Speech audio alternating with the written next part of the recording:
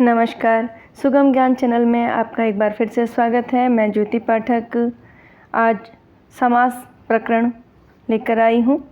पिछले वीडियो में हम लोग समास के दो भेद, उसकी परिभाषा पढ़ चुके थे। समास का तीसरा भेद कर्मधारय समास आज हम यहाँ से अध्ययन शुरू करते हैं। आइए ध्यान से देखते हैं।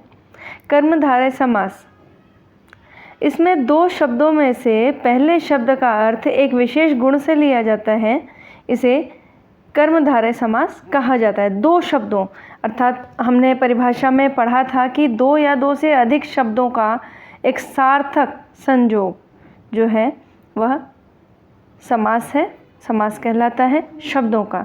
तो दो शब्द हैं या दो से अधिक है तो पहला शब्द जो है पूर्व पद होता है, दूसरा शब्द उत्तर पद होता है। तो यहाँ बताया गया है कि पहले पद का, पहले शब्द का विशेष गुण से लिया जाता है। जो पहला पद है उसका अर्थ किसी भी शब्द के विशेष गुण से लिया जाता है। वहाँ कर्मधारय समास होता है। जैसे चंद्रमुख, पहला पद है चंद्र, तो चांद जैसा मुख, चांद में विशेषता है, सुंदरता की विशेषता चांद में है, तो मुख कैसा बताया? चंद्रमुख, चांद जैसा मुख। कमल नयन, नयन आँखें एक सामान्य शब्द है, कमल के समान है। किसके समान है? कमल के समान। तो पूर्व पद में विशेष गुण है, जो नयन है उसका विशेष गुण क्या हुआ? पूर्व पद से पता चलता है कि कमल के समान नेत्र हैं। देहलता, देह रूपी लता, जो बेल है वो एक देह रूपी है, देह यहाँ विशेषता है। दही बड़ा, बड़े बहुत प्रकार के होते हैं, लेकिन ये इस दही बड़े की विशेषता क्या है? इस बड़े की कि ये दही में डूबा हुआ है, तो दही बड़ा है। नील कमल, कमल तो है लेकिन कैसा है? नीले रंग का है, तो नील कमल। पीतांबर, अंबर अर्थात कपड़ा, वस्त्र। अंबर का मतलब आकाश भी होता है और वस्त्र भी होता है।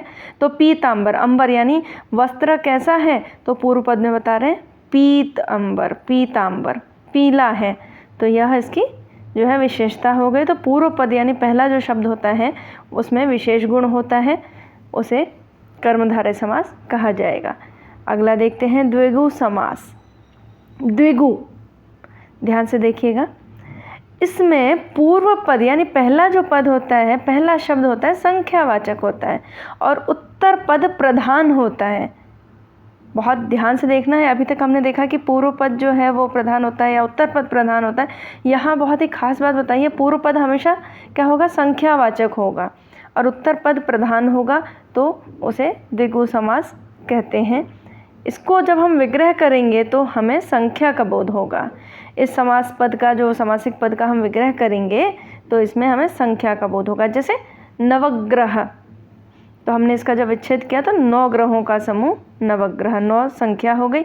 दोपहर, दोपहर की बात कर रहे हैं हम लोग, तो दोपहर दो पहरों का जो समाहार है, तो पहला पद है दो जो कि संख्यावाची हो गया। त्रिलोक, तीनों लोकों का समाहार, तो तीन, यह भी संख्यावाची हो गया। चौमासा, तो इसमें भी चौमासा, चौ यानी चार, चार मास का जो समूह है उसे चौमासा कहते हैं। तो इसमें भी पूर्व पद आपका जो है चौ यानी चार, तो संख्यावाची हो गया। अर्थात द्विगु समास में पूर्व पद तो होगा संख्यावाचक और उत्तर पद प्रधान होगा कि वो संख्या किसके लिए बोली जा रही है। तो चलिए आगे देखते हैं अन्य भेदों को। द्वंद्व समास, इसमें दो शब्दों का संयुक्त रूप बनता है। जो दो या दो से अधिक पदों का जो एक संग्रह है, समस्त पद जिसे आप कह रहे हैं समास है, जो दो या दो से अधिक शब्दों से जो नया एक शब्द बनता है, सार्थक शब्द, वह समास कहलाता है। तो इसमें दो शब्दों का जो संयुक्त रूप बनता है जिसमें प्रत्येक स्वतंत्र होता है। यहाँ पर ध्यान दीजिएगा, यहाँ प्रत्येक शब्द स्वतंत्र है, न पूर्व पद प्रधान न उत्तर पद प्रधान, न पूर्व पद में विशेषता ढूंढनी है न उत्तर पद की विशेषता पूर्व पद में ढूंढनी है। यहाँ क्या है? दोनों ही संयुक्त रूप से होते हैं और दोनों ही स्वतंत्र हैं, दोनों ही अपनी अपनी विशेषता रखते हैं, तो वहाँ द्वंद्व समास कहलाता है। जैसे उदाहरण देखते हैं, पाप पुण्य, पाप और पुण्य दोनों ही अपनी अपनी विशेषता रखते हैं। अन्न जल, अन्न और जल। सीताराम, सीता और राम। खरा खोटा, खरा और खोटा। तो इनमें जो है दोनों ही पद आप देखें, इनकी अपनी अपनी ही विशेषता है, यह प्रत्येक स्वतंत्र पद हैं और इन दोनों को मिलाकर जो है अक्सर कोई भी शब्द, कोई भी वार्तालाप जो है बहुत ही सुंदर बनाया जाता है। इनको एक साथ ही हमेशा आप प्रयोग करते हुए देखेंगे। बहुव्रीहि समास, अगला है बहुव्रीहि। ये भी बहुत महत्वपूर्ण समास है और अत्यंत महत्वपूर्ण है। यूँ समझिए कि हर एक प्रतियोगी परीक्षा में या विद्यालयी परीक्षाओं में इसमें से प्रश्न आता ही आता है। तो बहुव्रीहि समास देखते हैं। इसमें दो शब्दों में से पहला शब्द तो प्रयोज्य संख्या के रूप में प्रयोग होता है और उसके बाद का जो शब्द है दूसरा पद उसी शब्द के लिए प्रयुक्त होता है, उसे बहुव्रीहि समास कहते हैं। क्या बताया इन्होंने कहा कि जो दो पद हैं, पूर्व पद और उत्तर पद, उसमें जो पहला पद है वह शब्द का प्रयोग संख्या के रूप में होता है और इसके बाद जो उत्तर पद है, बाद का शब्द है, वो उसी पूर्व पद के लिए ही प्रयुक्त होता है। जैसे दशानन, दशानन हम सभी जानते हैं रावण को कहा जाता है, लेकिन दशानन का तात्पर्य है दश है आनंद जिसके, और रावण को दशानन इसलिए कहते हैं क्योंकि सिर्फ रावण के ही 10 आनंद यानी मुख थे। नीलकंठ, नीला है कंठ जिसका, अर्थात शिव।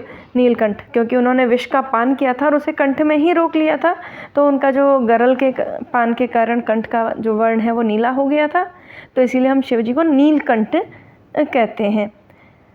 पीतांबर, पीला है अंबर जिसका। पीली धोती, पीला जो वस्त्र है वो श्री कृष्ण पहनते हैं, तो पीतांबर, पीला है अंबर जिसका, पीत वर्ण हो गया, विशेष्य हो गया, और अंबर यानी कपड़ा। कपड़ा कैसा है? पीला है। तो कपड़े की जो प्रयोज्यता है, विशेषता है, वो पूर्व पद में हमें पता चल रही है। तो पीतांबर, पीला है अंबर जिसका, अर्थात श्री कृष्ण। तो इस प्रकार से बहुव्रीहि समास में आपने देखा कि पूर्व पद का प्रयोज्य संख्या के रूप में भी प्रयोग होता है, और लेकिन उसके बाद जो पद होता है वह उसी पूर्व पद के लिए ही प्रयुक्त होता है। तो इसी के साथ समास प्रकरण आज का हमारा जो है पूर्ण होता है। इसके अलावा अन्य विषय, संस्कृत, हिंदी से संबंधित अन्य प्रकरण को पढ़ने के लिए आप सुगम ज्ञान के प्लेलिस्ट में जाकर देख सकते हैं। आपको यदि वीडियो पसंद आए तो लाइक और सब्सक्राइब करना, शेयर करना ना भूलें। धन्यवाद।